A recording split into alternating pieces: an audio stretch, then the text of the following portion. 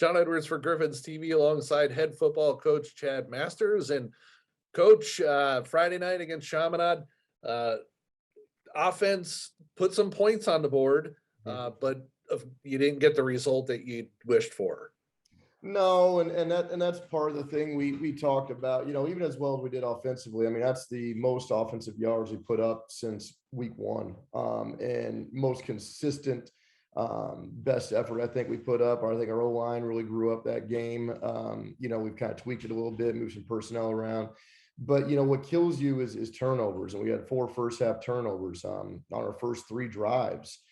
We had turnovers, and what happens is we'll get complimentary football. All of a sudden, that gives the defense a short field to defend against some pretty athletic offensive weapons on their end, and it just puts you behind the 8 ball pretty fast. It reminded me a lot of the CBC game where we just couldn't get our own way in the first quarter. Similar kind of against CBC. I mean, against Chaminade, a little bit different, but nonetheless, we can't play football that way. That's something we stress a lot too.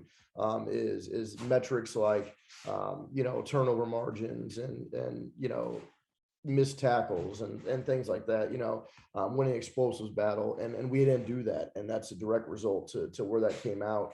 But I was pleased at the overall about, I think, the growth what we saw, at least from the coaching standpoint. It may not look like that on the scoreboard.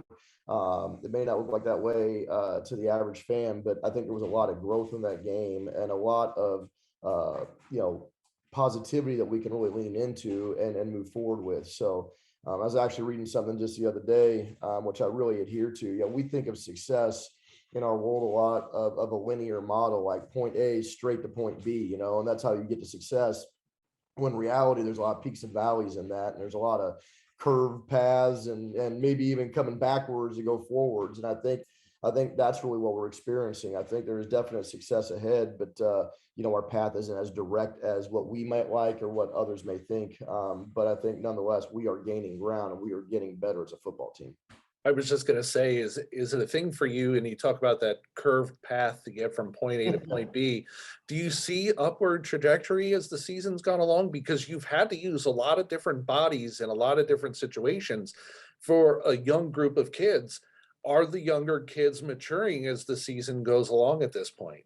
Yes, very much so. Some are still struggling a little bit, but that's to be expected. They're being put on a path that's a faster development than most any are on. And we talked about that in the last one where a lot of these guys we're relying on this year basically played 3 games last year. So, I mean, they don't have a ton of experience. They're having to learn on the job. And that's the thing that we faced last week. I mean, a little known fact is in that game, going into that game, we were already a little thin anyway with some injuries that happened the week previous and in the JV game that week. So, and then in the game against Chaminade within the first half, we lost additional players. We were up to about 12 starters and top line backups that were out against Chaminade. And so we had to go even deeper into the depth chart. But those kids did well. I mean, they really got in there and they played their tails off and got some valuable experience. So, an already shorthanded team got even shorter against a quality opponent. And, that's why that may look a little lopsided where it was. But nonetheless, I think we gained experience. I do really think the trajectory and the growth of our young kids is advancing in some ways quicker than I thought it would. And I'm really pleased with that. And I'm really pleased with the growth overall. I think there is really, really good successes ahead for them. When you talk about how you have to go deeper into your depth chart, and for some of the guys, they get those reps in practice, right? But they've never really been in a game situation. How hard is it for you and your coaching staff that you have to get them to settle into a spot where they've never been before and try to really coach them through every situation? Right. And a lot of it is we do that even during the game. I mean, we're trying to coach throughout the game, even while they're on the field. You just got to go with it. And no practice can ever replicate what a game speed is, especially against our conference opponents. We could be a great team right now, but with the depth that we have at times, you can't replicate what another opposing team's varsity lineup is. And so even, we kind of joked the other day, we got our backup quarterbacks in a couple quarters of JV this last week. And all of a sudden he tears off in the first half, and he goes, that moved a lot slower than what I'm used to. I was like, yeah, you're used to playing at that varsity level. And then, so that JV to varsity level is a huge jump. And a lot of our young guys are experiencing that and having to get used to that now. Some have learned that earlier and adjusted earlier in the season. Some are still adjusting to it now, but everybody at this point, I think, has adjusted to it, that we're relying on a varsity night. And I'm seeing a lot of progress in that elevation of speed and having to execute at a faster rate than what you would in a drill, in a team period, in a practice, or even in a JV game on a Monday. With the group that you have, and we talked about what off season might look like for them. Mhm. Do you build now into it like speed and agility? Is there something more that you've seen over the last couple of years within the conference and being here that you feel that you as a coach needs to maybe tweak a little bit to focus a little bit more on versus the other? Yeah, and I think we got to really look at it, athlete by athlete. We always, and that's an area that we're going to look at a lot in the off season, on the speed part of it. And not only, we can only make our kids so fast. I mean, we're going to do what we do, and we're going to continue the process and amp that up a little bit. But there's some ways you can tweak both practice organization and how you work kids, rest kids, to get the maximum speed. So, for instance, if I've got a kid that's running a 4.8, 4.9 40 versus a kid that's running a 4.6 40, which is pretty common when we go, week in, week out, especially in our conference. That to close that gap, that 0.3 of 40 gap is hard. But what we can do is maybe increase that by a tenth, but then find ways where our kids are maximum velocity or maximum speed for longer periods of time. So they can remain at that, say, 4.8 all the way into the fourth quarter, where that 4.6 now becomes a 4.7 or even a 4.8 as they go. And we're looking at, there's different training methodologies, different philosophies on that. That's something we're going to really kind of delve in deep, that I've kind of touched over in the previous offseason, but I really, as we're getting deeper into this and finding ways, how can we compete? What can we do? That's an area I'm really looking at pretty heavy is, do we need to look at some different training methodologies on the speed side of things? Other kids just aren't gonna be very fast. So how much stronger and bigger can we get those kids? We're always going to look for a strength pound for pound as to get them as strong as we can. But like on our lines of scrimmage, especially on the offensive side, can we get them bigger and stronger, to battle some of the defensive linemen that we face week in, week out? Guys are going to be playing on Saturdays and even Sundays. That's an area too. So it's position specific, athlete specific, but those are all on the table as we move forward, because I think we've got to find a way to make each athlete as successful individually and also collectively as we can. I know that the quarterback position has been a situation this year where you've been banged up. Paul has missed some time. I know Jack has been in there quite a bit. Does the offense change when Paul isn't in running the offense for you? Does your playbook get pared down a little bit, or are all the quarterbacks on the same page as far as the playbook goes? They can all execute the playbook, and what we do. They all practice at, just this week alone. I mean, they're practicing the same plays. There may be a situation where they've got different strengths than each other. Paul is, a lot more explosive and can run a little more. Now, what's interesting is they actually are the same. You put them on a clock, they're the same speed. But Paul gets to that speed a lot faster than Jack does. So there may be play calling in a game, depending on who's there, that we may, focus on more or maybe back off on a little bit. But they're both knowledgeable enough to do all the things, and they're both able to do them. Some, or one or the other, just doesn't the other thing better a little bit. Jack is a really good, sees the game very well, from a mental standpoint. He's a great ball distributor. A little bit more than Paul, but Paul, physically is better than Jack right now. So, I mean, as far as strength and speed and things like that. So, and that's also a senior versus a sophomore. So, to answer your question in a long way, they can both do it. In some parts they do, other parts better than the other. And that's our job as coaches. Whoever's in there, we got to put them in the best position and the offensive best position to be successful at that moment, and also how the game's going at that time. Defensively, over the past couple weeks, I think the team has gotten better. Hmm. I've seen in seeing them as many times as I have this year, it seems like the defense has gotten better as the games have got along. Hmm. And they seem to be doing things a little bit differently from week to week to week, where it like if there's a mistake there, it's not as big of a mistake as Hmm. maybe it would be in a normal situation.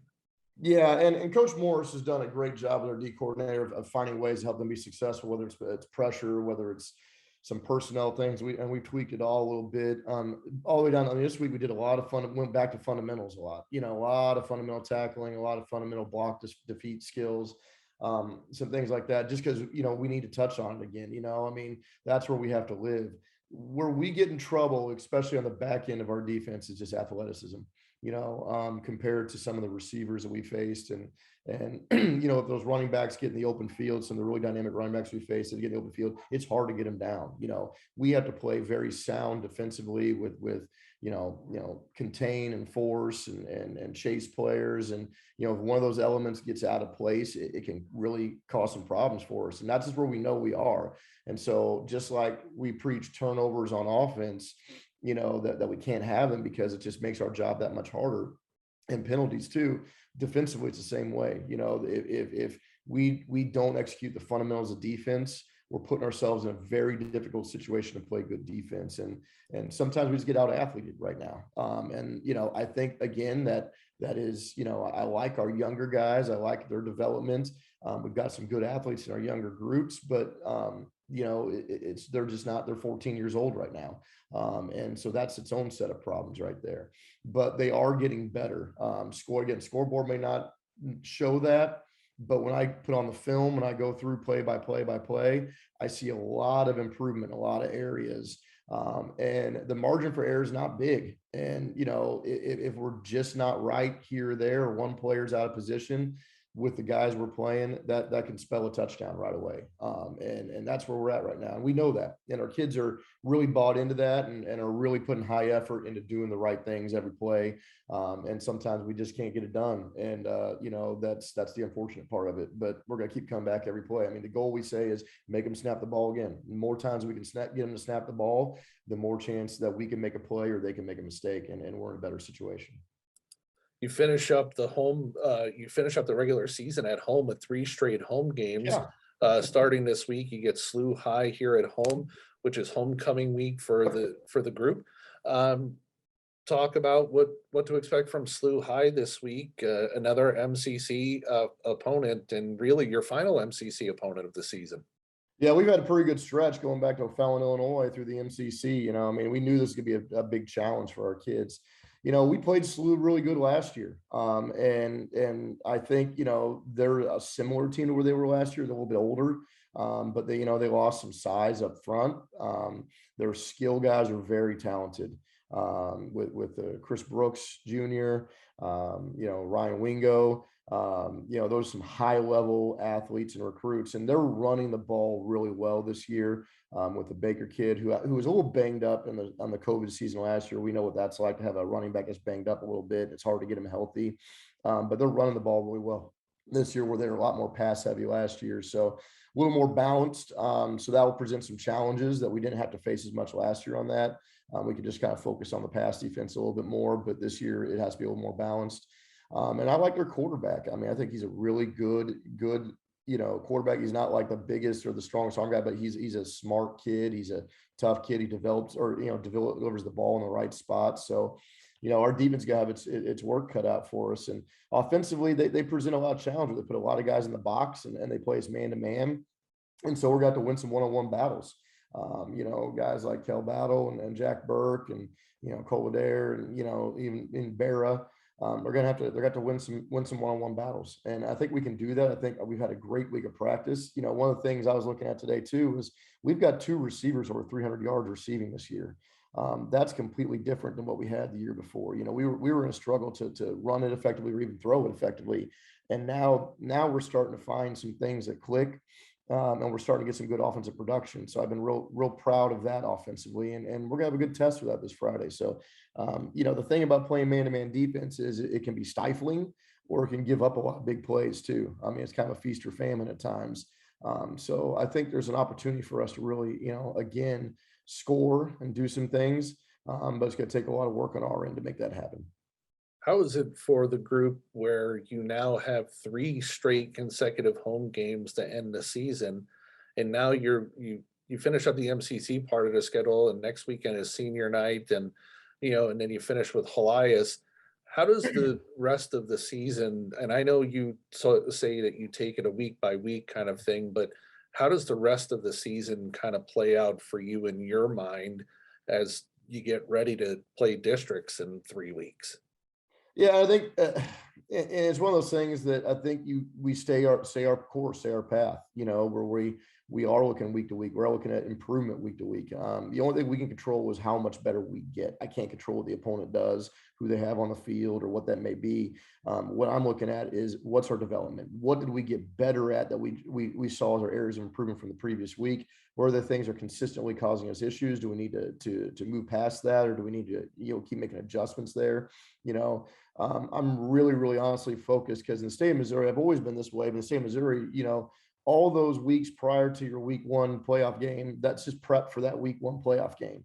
I mean, with the everybody's in the playoff and when move on, you really have to look at it as all of that is ingredients that you're trying to get worked out for that final game where you get an opportunity to move forward.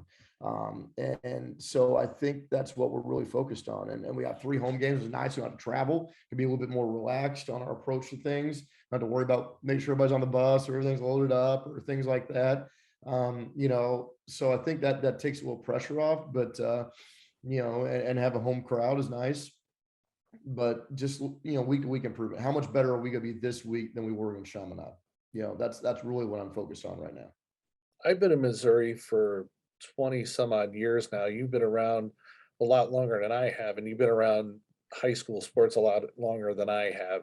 And coming from out of state, I've never really understood how everyone makes district playoffs, which I, in a way, is a good thing for everybody, in a Mhm. bad way for certain things. How have you, like, as a coach, how do you feel about the fact that everybody makes the playoffs? So you play a full season of games Mhm. to get to district seating to play a one and done style game.